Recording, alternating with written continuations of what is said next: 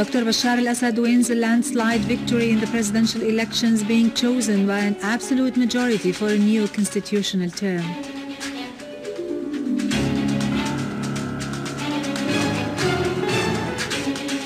In celebration of Dr. Bashar al-Assad's victory in the presidential elections, massive rallies and marches are held all across the country.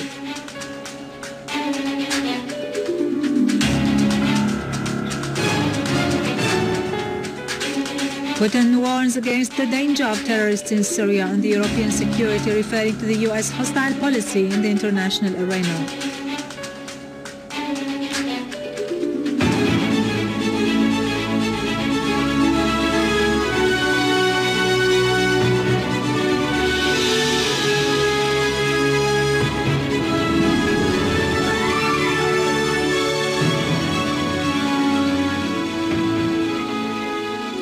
Good afternoon, ladies and gentlemen. I'm Irado Krikorian from the News Center in Damascus. Assembly Speaker Dr. Mohammed Jihad al-Laham announced that Dr. Bashar Hafez al-Assad has won the presidential elections of the Syrian Arab Republic, garnering 88.7% of the total votes. In a press conference, People's Assembly Speaker Mohammed Jihad al-Laham announced that Dr. Bashar Hafez al-Assad has been elected as President of the Syrian Arab Republic for a new constitutional term, having garnered a landslide majority with 10,319,723 votes and 88.7% of the valid votes.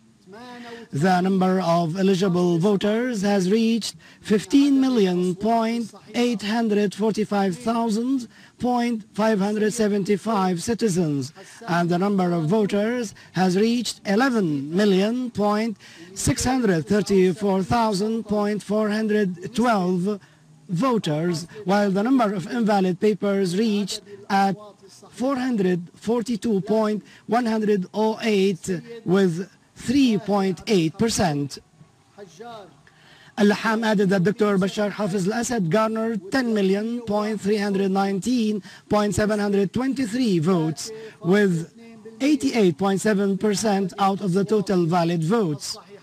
Dr. Hassan Abdullah al-Nouri got 500.279 votes with a percentage of 4.3% of the valid votes, while Mr. Maher Abdul Hafiz Hajjar got 372,301 with a percentage of 3.2% of the valid votes.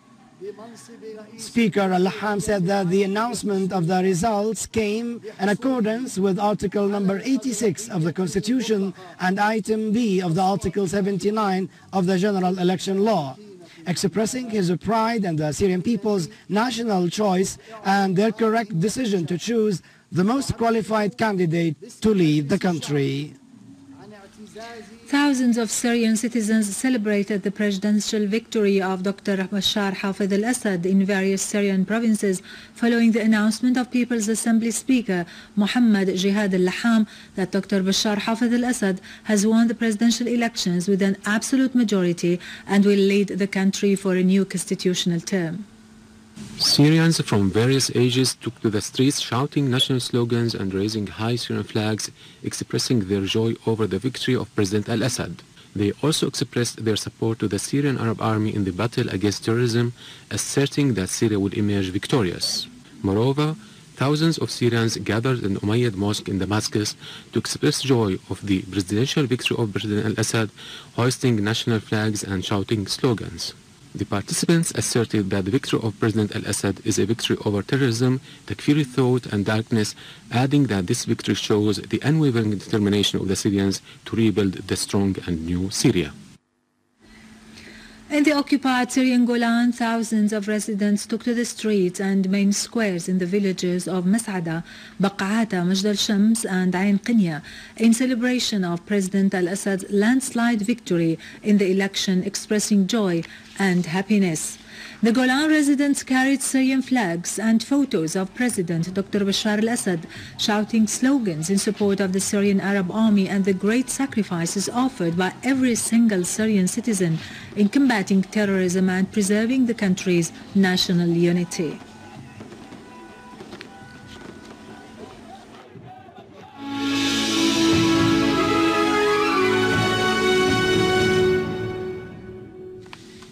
Welcome back. Prime Minister Dr. Wael al-Halaqi stressed that the presidential elections represented an important turning point in Syria's modern history, brought about by the steadfastness of the Syrian people who showed unparalleled awareness for exercising democracy.